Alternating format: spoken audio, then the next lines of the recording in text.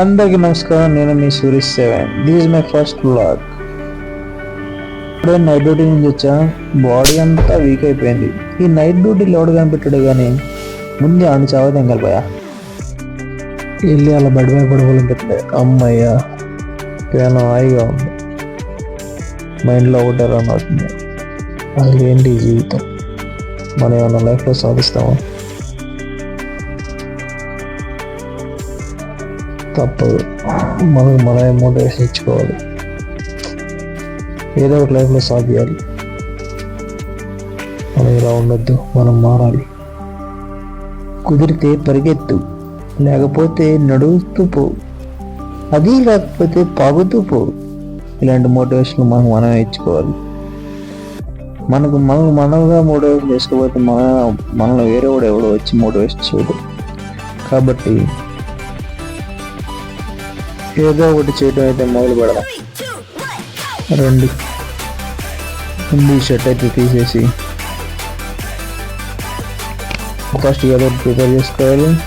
మళ్ళీ cloth wash చేసుకోవాలి. 2026లో మన గోల్ అయితే ఒకటే, బాడీని మంచిగా ట్రాన్స్ఫర్ చేయాలి. మొన్న జిమ్లో జాయిన్ అయ్యాలి. జిమ్లో జాయిన్ అయ్యాక రిజల్ట్ రావు. రిజల్ట్ ఎక్స్పెక్ట్ చేయడం మంచి పని కాదు. ముందు ఒక 2-3 నెలలన్నా కన్సిస్టెన్సీగా వెళ్ళడం మొదలు పెట్టాలి.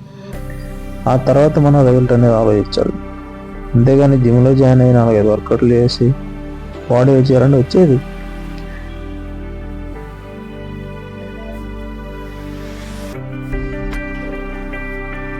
సరదాగా ఒక పోజింగ్ ఇద్దాం. ఎట్లా ఉంది బాడీ? లేదు, సాటిస్ఫాక్షన్ లేదు. వాళ్ళ బాడీ కాదు, ఇంకా ఏదో చేయాలా. ముందుగా బ్రేక్ఫాస్ట్ కోసం నానబెట్టిన శనగలు నీట్గా కడుక్కొని పక్కన పెట్టుకోవాలి. తర్వాత స్టవ్ వెలిగించుకొని దాని మీద ప్యాన్ పెట్టుకోవాలా. ఈ నానబెట్టిన శనగలు, ఒక క్యారెట్ దానిలో ముగిట్లో వేసి ఉడకబెట్టాలి. దాంట్లో అలాగే ఒక ఉల్లిపాయ కూడా వేసేయాలా. వేసేసి మరి ఆ కర్రీలోకి చపాతీలు ప్రిపేర్ చేసుకున్నాం.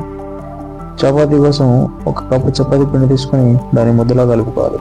ఇప్పుడు ఉడకబెట్టిన శనగలు కలుపుకుంటూ ఉండు. దాంట్లో ఉప్పు కారం వేసుకోవాలి.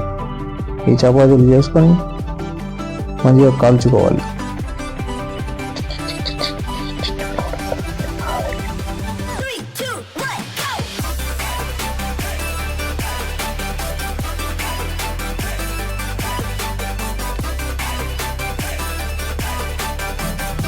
బాగుంది, పర్లా, మనం కూడా వంట చేయొచ్చు. నైస్. ఇది తింటాం అయిపోయిన తర్వాత మనకి వేరే పని అయితే లేదు. నైట్ డ్యూటీ వచ్చిన కాబట్టి ముందు sleep is very important. Good night. లేచిన తర్వాత మరి లంచ్ కోసం ఏదో చేయాలిగా. పప్పు అయితే ఉడకబెట్టేసి ఒక గ్లాస్ రైస్ తీసుకుని దాన్ని పొయ్యి మీద పెట్టేసుకుందాం. పప్పు 2-3 విజిల్లు వచ్చేసి ఉడికిపోతాయి. 5 విజిల్ రానిచ్చాను నేనైతే. తర్వాత 250 గ్రామ్స్ చికెన్ తీసుకుని మ్యారినేట్ చేసి పక్కన పెట్టుకుందాం. ఉప్పు కారం చికెన్ మసాలా వేసుకుని మ్యారినేట్ చేసుకుందాం. దాన్ని ఒక పెనం మీద మంచిగా ఫ్రై చేసేయాలి. నేనైతే ఆయిల్ వాడలేదు, ఆయిల్ వాడకుండానే ఫ్రై చేసేసిన. చాలా బాగుంది. పప్పులో కొంచెం కారం వేసుకొని మంచిగా రుబ్బుకొని పక్కన పెట్టుకొని